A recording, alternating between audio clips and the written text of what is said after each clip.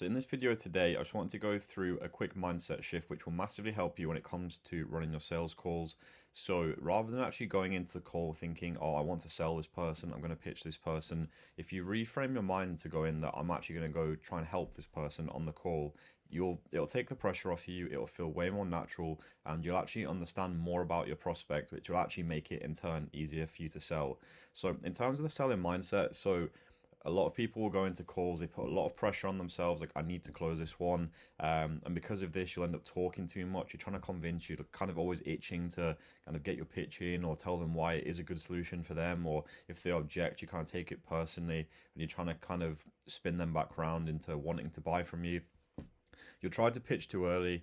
Like I said, when people are objecting to you, you seem to take it personally. You get defensive rather than actually listening to why they're objecting and trying to understand what it is that they're not sure about or why they don't think it will work or whatever it might be. And because you've kind of put this pressure on yourself, you're also like you feel you kind of demonstrate like a bit of like a nervous energy. You come across as quite like pushy. Your guard goes up. You're kind of itching, and it's very noticeable. I've been on a lot of sales calls with people where they're trying to sell to you and you can tell that like they have to hit a target or they have to make this sale, and there's so much kind of sales pressure where it kind of just puts you off it completely. You don't really want to deal with that person too much.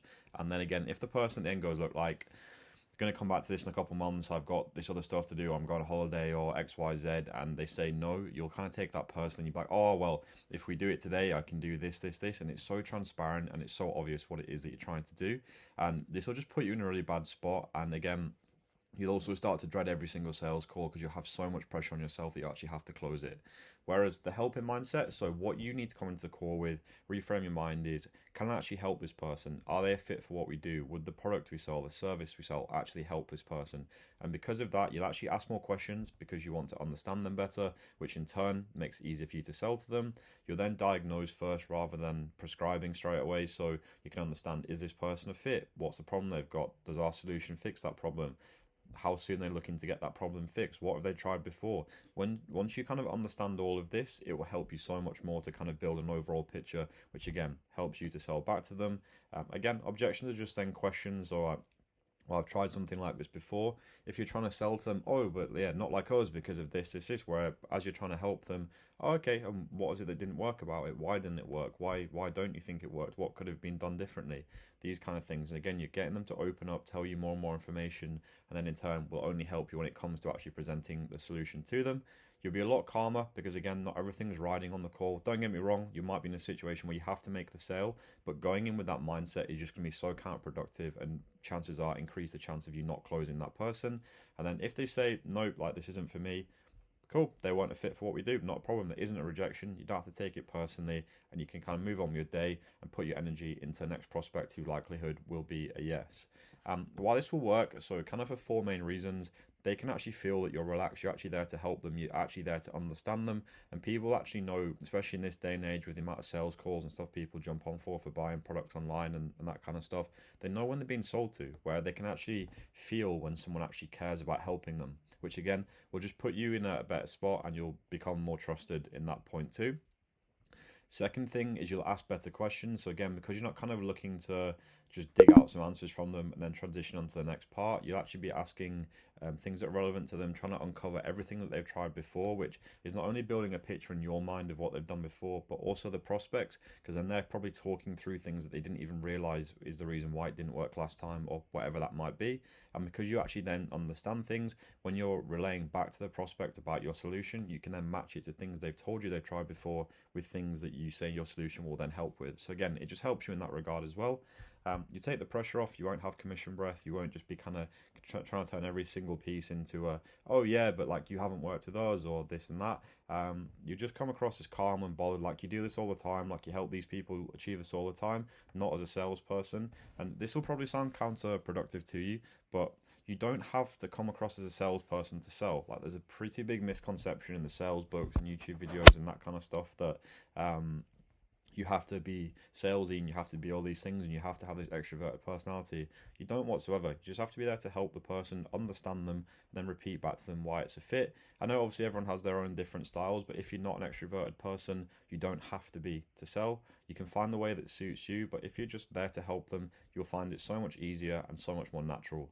The next thing is if the person isn't a fit, they come across as like a potentially bad client. They're asking for discounts. They're saying they need the XYZ, they're already arguing with your process or whatever it might be. Just be like, look, no problem at all. I don't think this is going to work. Like, you're not really a fit for what we do.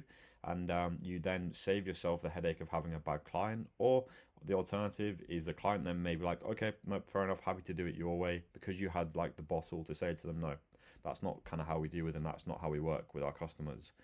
And to basically the way to do this, the way to get into the right mindset for this is before the call, ask yourself, can I genuinely help this person? Is this person a fit for what we do? Use the call to diagnose whether the person even fits what you do in the first place, rather than going there being like, I have to sell them, I have to make this money.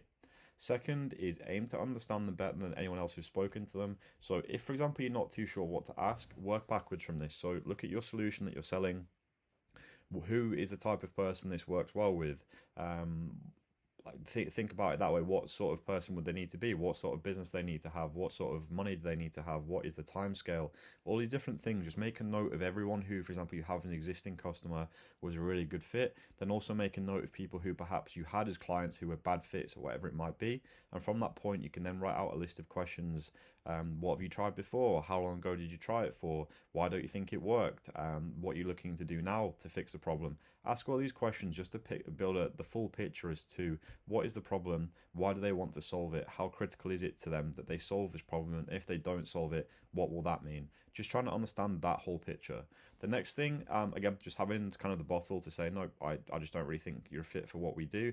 This in the long run is like, I've had a number of bad kind of customers that we've worked with, and the money becomes relevant at that point because they're taking up so much of your time, they're arguing with everything that you do, they disagree with the recommendations you give.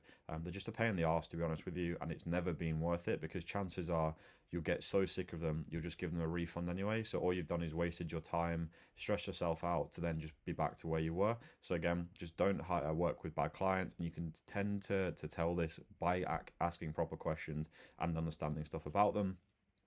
And again, remember as well, you're not actually taking something from them. You're solving their problem. You're solving their pain point, the thing that they can't fix themselves. That's why they've come to you in the first place. You're the expert in this regard. You're the person who has the answers if they're a right fit for what you do. So again, just keep that in mind. So again, here's a little bit of a mantra for you. So you're not there to close them. You're there to find out if you can help, then help. So don't go in there with a salesy mindset. And remember, if you just take this into a call, you try this a couple of times, let me know in the comments how it worked. I'm pretty confident that you'll come out of the call feeling way more relaxed. The call will go a lot smoother. It won't feel as kind of rigid and stiff, and you'll actually be able to help people and probably massively increase your close rate too. And if you want some help with this as well, we do a lot of this stuff in the closing clinic on Skool. So the skool.com/send. If you want to jump in there, we do some one-to-one work, we do some cohort stuff. So feel free to jump in and check it out.